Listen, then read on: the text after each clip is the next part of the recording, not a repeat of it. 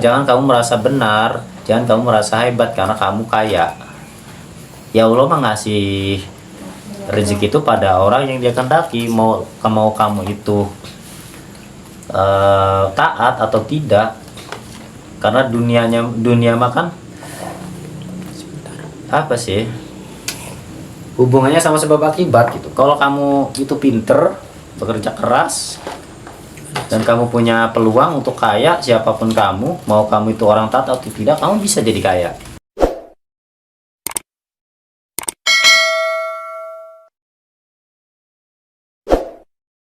Nomor apa nih? Nomor payet curhat kan? Tahu ini apa buku dari bini gua. A'udzubillahi minasyaitonirrajim. Bismillahirrahmanirrahim.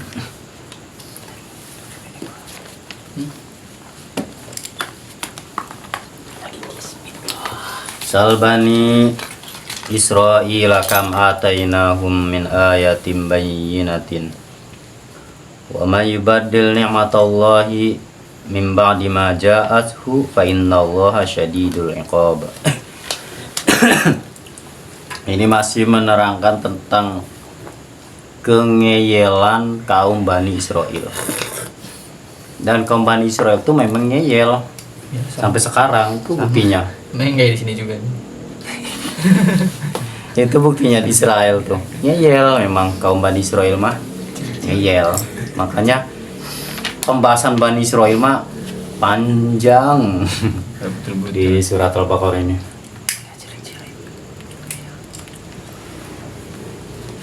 Sal Bani Israel, tanyakan wahai Muhammad Bani Israel kepada kaum Bani Israel. Pertanyaan ini sebagai apa? Sebagai ejekan gitu buat kaum Bani Israel ya. Untuk pertanyaan yang tujuannya untuk menyerang gitu. Menyerang apa sih? Untuk sebagai argumen pertanyaannya. Bukan pertanyaan benar-benar pertanyaan gitu. Ada kan pertanyaan itu tujuannya banyak sih, ada yang pertanyaan itu tujuannya nuduh ya kan. Ada yang tujuannya pertanyaan itu Memberi tekanan. biasanya yang memberi tekanan gitu ya. Nyindir. Atau nyindir, bisa banyak. Ya, bisa untuk meremehkan. Nah, ini tujuannya itu untuk apa?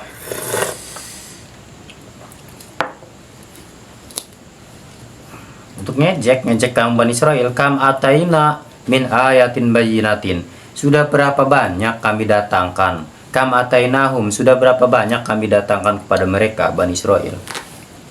Min ayatin bayyinatin, daripada ayat yang jelas gitu ya.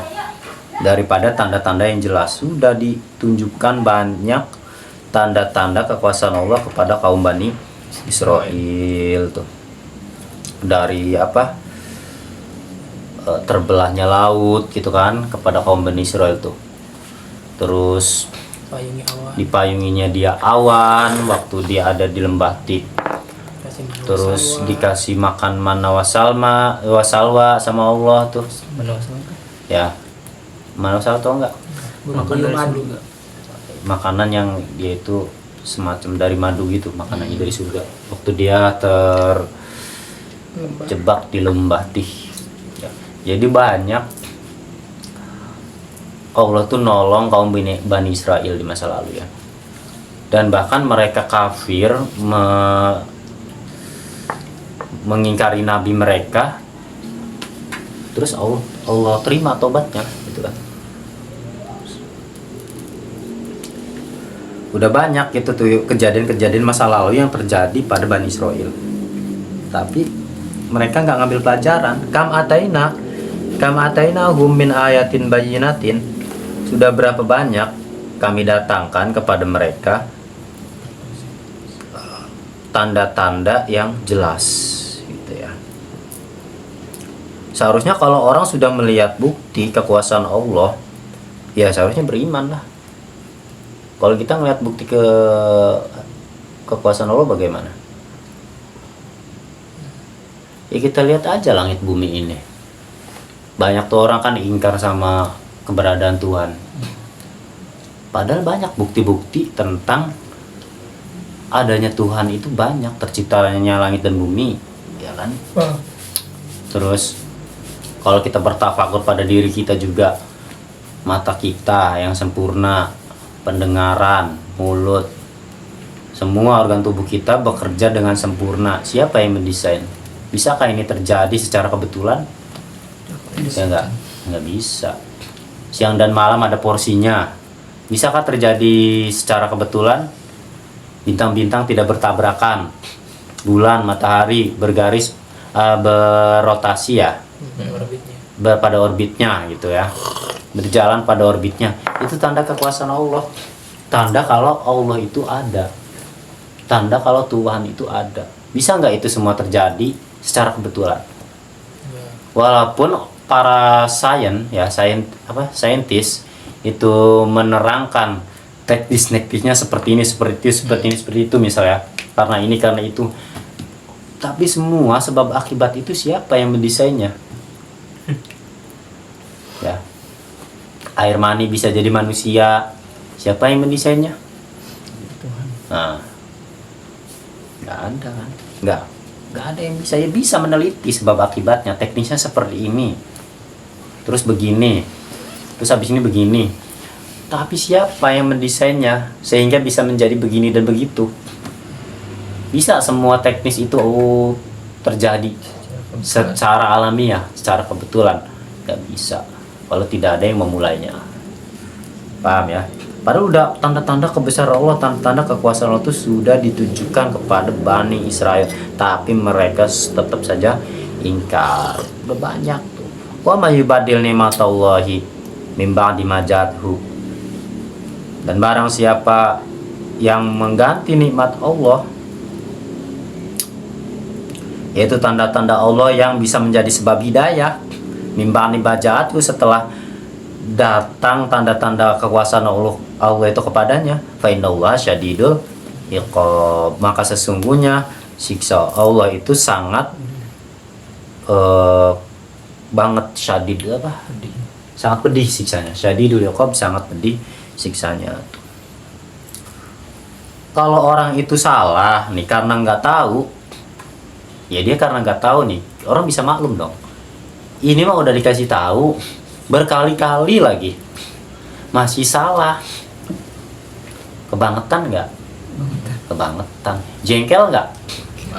Mangkel, udah dikasih tahu nih, masih aja berbuat mengulangi kesalahan yang sama.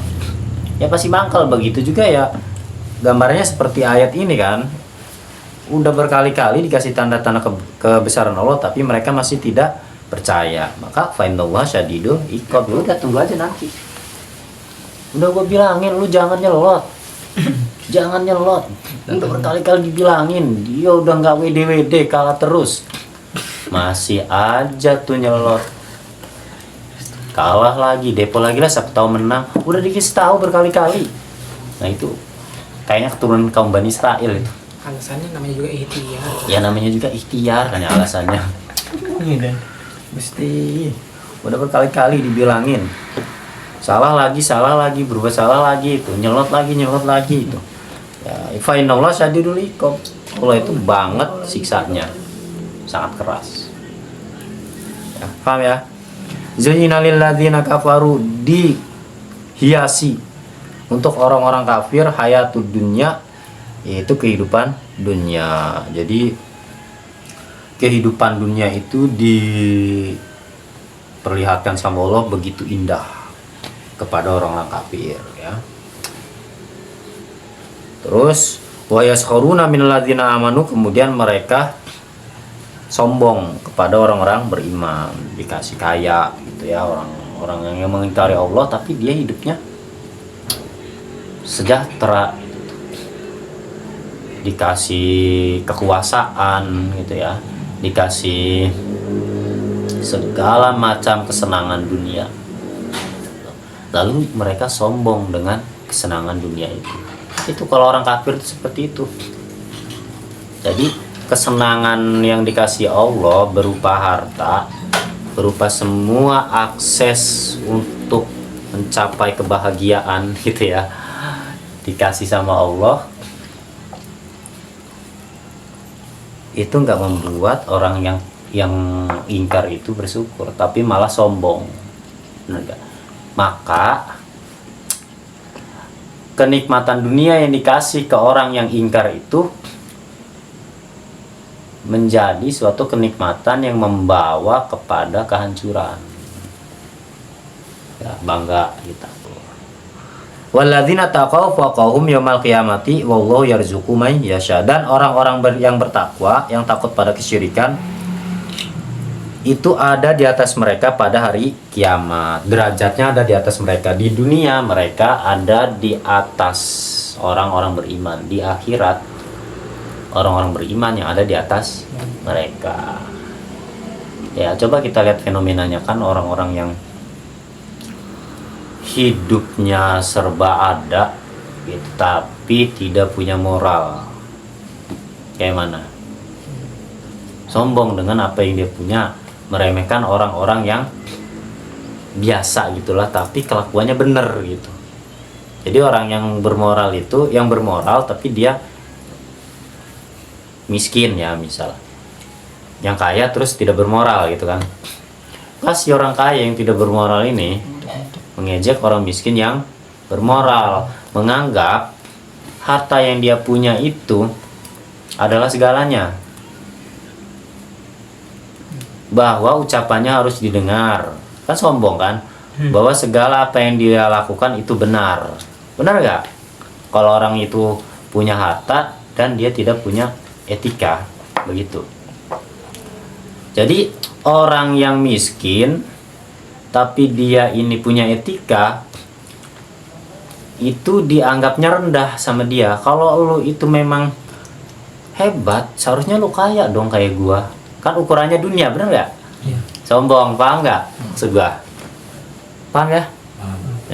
Terus misalnya kalau orang miskin ini ngomong sesuatu hal yang benar, dengar nggak sama orang yang punya tapi tidak punya etika? Orang yang punya harta tapi tidak punya etika, didengar nggak? Enggak lah, karena dia miskin. Jadi kebenarannya itu berdasarkan isi dompet, berdasarkan kekayaan tuh. Gak usah ngomongin gua lu. Gak usah ngomongin gua lu. Hidup aja susah. Hidup lu aja susah.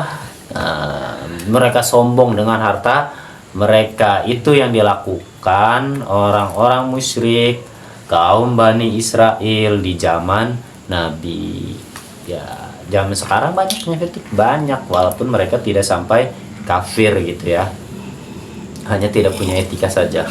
Bahkan orang Islamnya pun meniru orang yang Islam yang seharusnya ya mengikuti ini Al-Quran, malah meniru kelakuan orang dulu, orang yang tidak mengenal Islam, orang zaman dulu.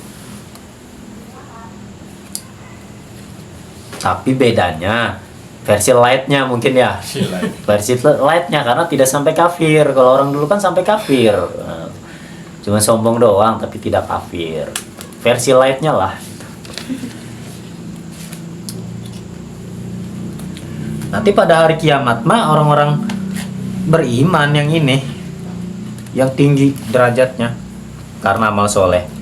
Wallahu yarzuqu man yasha bighairi hisab, dan Allah memberikan rizki pada orang yang dia kehendaki tanpa perhitungan tuh ya. Jadi jangan GR, jangan kamu merasa benar, jangan kamu merasa hebat karena kamu kaya. Ya Allah mah ngasih rezeki itu pada orang yang dia kehendaki, mau kamu itu taat atau tidak. Karena dunia mah kan apa sih? Hubungannya sama sebab akibat gitu. Kalau kamu itu pinter, bekerja keras, dan kamu punya peluang untuk kaya, siapapun kamu, mau kamu itu orang taat atau tidak, kamu bisa jadi kaya. Berarti Allah memberi rezeki kepada siapapun yang Allah kehendaki kan. Berarti peluang untuk menjadi kaya itu baik orang itu taat atau tidak itu ada gitu loh. Jadi Allah ngasih peluang itu kepada siapapun. Paham? Bukan berarti kamu itu kaya, kamu itu punya segalanya, kamu tuh lebih benar dari orang yang tidak punya apa-apa, lebih pintar atau lebih bisa diikuti gitu ininya ya. diikuti kata-katanya, perbuatannya bisa dibenarkan karena kamu berhasil meraih kekayaan gitu kan. Gak begitu, karena itu memang sudah hukum dunia, dikasih peluang semua, mau kamu yang kaya, mau kamu yang taat, mau yang tidak, peluang itu ada, tinggal kamunya aja yang ngejar. Jadi jangan ada istilah iyalah wajar kalau orang taat mah miskin karena ini cobaan, padahal peluang itu ada. Yang ngasih siapa? Ya Allah, gitu tuh. Jadi karena dunia ini sementara, ya sudah, kita berlomba. Ya, kita berlomba mencari peluang itu, peluang ketaatan, peluang untuk menjadi lebih baik. Ya. Paham ya?